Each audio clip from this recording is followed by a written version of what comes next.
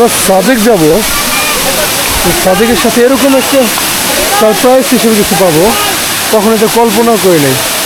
সুবহানাল্লাহ, আলহামদুলিল্লাহ, খুব চমৎকার একটা ঝর্ণা। এখন বর্ষা মৌসুম হয়। ওকে, শুরু করি তাহলে আমরা কিভাবে সাজেকের এই ঝর্ণাটা ঘুরতে যাব।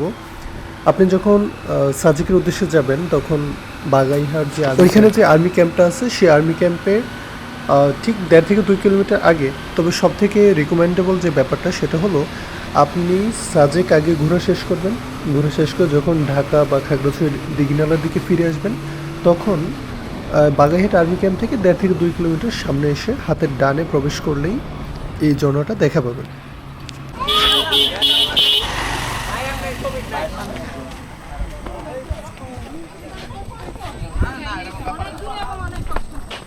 আমরা এখন যাচ্ছি একটা ঝর্ণা এক্সপ্লোর করার উদ্দেশ্যে। ঝর্ণা আমাদের কারো আগে যাওয়া হয় নাই।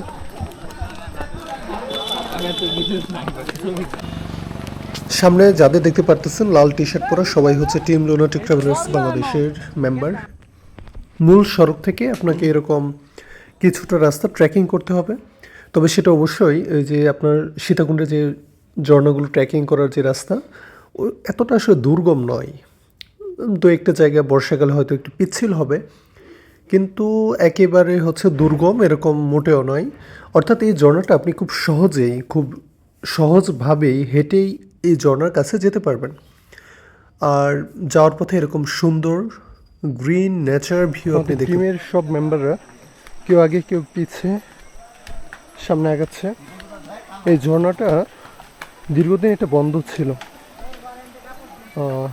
স্থানীয় এক ভাই বলল এটা 1 মাস ধরে, অর্থাৎ 2025 সালের আগস্ট মাস থেকে ঝর্ণাটা আবার নতুন করে শুরু হয়েছে, অর্থাৎ এটা খুলে দিচ্ছে। ঝর্ণার এই পথ একেবারেই কর্দমাক্ত পিচ্ছিল। আসলে ঝর্ণার পথ কখনো মসৃণ হয় না। ঝর্ণা মানেই এখানে কাদা থাকবে। আমরা অলরেডি ঝর্ণার সামনে চলে আসছি। হচ্ছে বাগাইহাটের সেই ঝর্ণা। ঝর্ণাটা একেবারে আন্ডার রেটেড, প্রচণ্ড।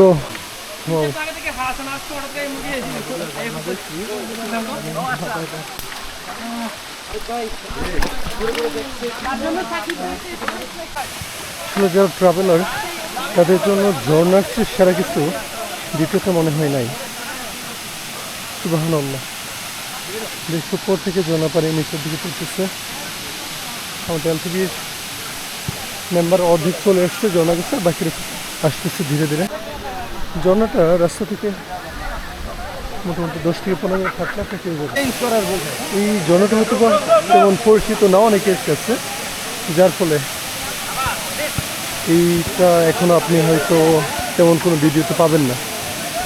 চমৎকার, সুবহানাল্লাহ, চমৎকার।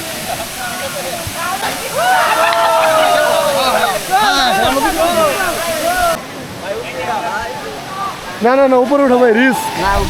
এইসব ওঠা ভাই খুবই রিস্ক, কারণ প্রচণ্ড পিচ্ছিল থাকে সামনে এবং সাইডের অংশগুলো। ঝর্ণা আসলে দূর থেকে সুন্দর। আপনি যদি ভিজতে চান সর্বোচ্চ ভিজতে পারেন। তো এখানে উপরে ওঠার সার্থকতা খুব বেশি নাই, বরং আপনার জীবন চলে যেতে পারে এভাবে। ভাই নিচে পাথর আছে।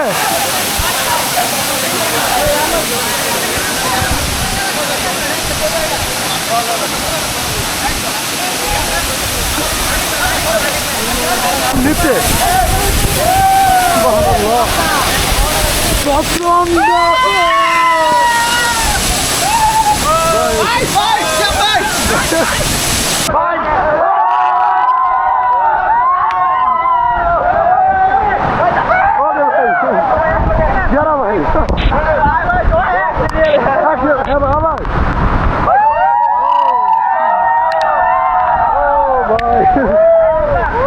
जोश भाई जोश क्या रहा भाई कई